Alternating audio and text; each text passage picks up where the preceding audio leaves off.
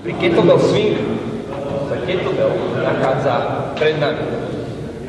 Spodná pozícia je identická s pozíciou mŕtvého ťahu. Kettlebell swing iniciujem backswingom, to znamená prakticky hodením kettlebellu za seba.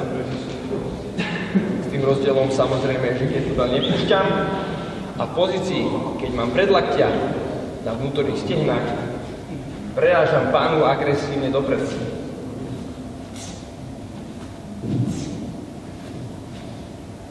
Po vrchnej pozícii sú ramena, bedrový klop a kolena v jednej línii a som absolútne spevnený. Stehna, zadok, brucho a chrbát sú úplne spevnené. Kettlebell neswingujem vyššie, ako je na úrovni ramien. Je to kvôli bezpečnosti ramien.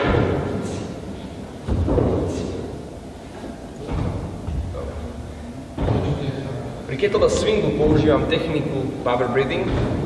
Nadýchujem sa nosom do brucha, vydychujem ústami tak, aby som oprel jazyk o zuby. Tým zabránim výdychu všetkého vzduchu.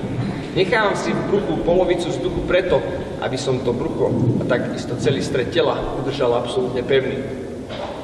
Najčastejšie chyby pri swingu sú ohnutý chrbát, vysadzovanie ramien s klbou pri trajektórii smerom dopredu, nedopínanie kolien a vychádzanie piet a špičiek zo zeme.